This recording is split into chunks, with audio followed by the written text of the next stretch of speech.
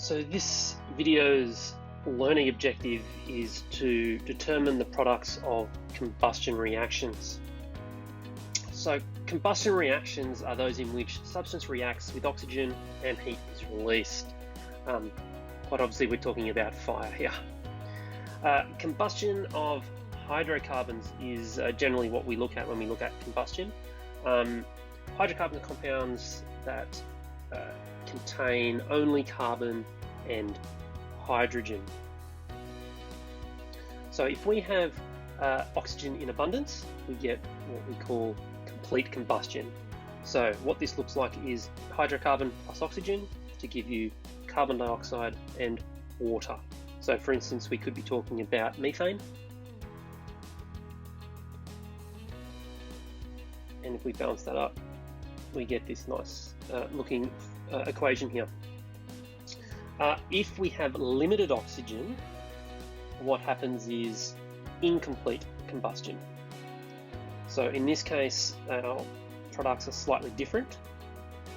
We get hydrocarbon plus oxygen to give us carbon monoxide and water.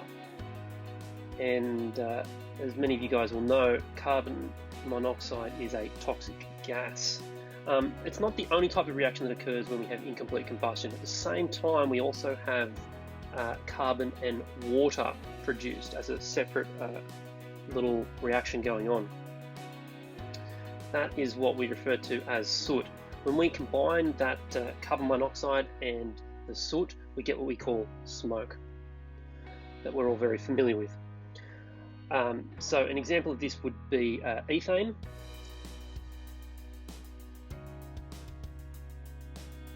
So it has its carbon monoxide and water and carbon and water, and you can see it's quite a messy little one to balance up there. So in class you would have looked at a demonstration of combustion, maybe with some different ones. My class used ethanol and kerosene. Ethanol is often used in spirit burners. It's that very clear looking fluid. Kerosene often comes in different colours, sometimes purple, sometimes blue.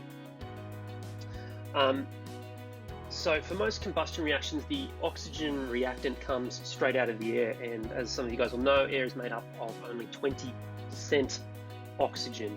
So whether it's a complete or incomplete combustion will be dependent on how much oxygen is required for that reaction. So what you would have seen is that ethanol burns with a very clean flame. In other words, there's no smoke.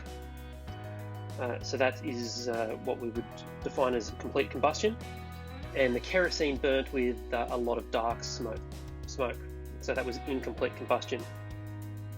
Now, to analyse this, to determine why one was complete and one wasn't, it's helpful to look at the equation here. So let's have a look at complete combustion of ethanol, which has a formula of C2H6O. And we're going to look at kerosene at the same time, which has a formula of C12H26. So if we just put in our products of carbon dioxide and water and we balance it out, we'll see that this combustion reaction required 3 oxygen molecules. So it got those from the air. That was where it got that reactant from. If we look at now kerosene, if we balance this up, it's a very messy one to balance up. We end up with this, and what that tells us is that for the complete combustion of kerosene, it required 37 oxygen molecules.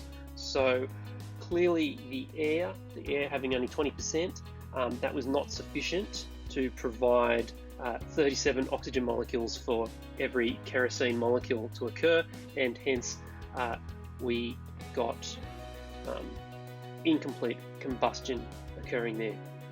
So I hope you guys have a much better understanding of incomplete and complete combustion and the products of those two types of reactants. If you have any other questions, feel free to ask your teachers.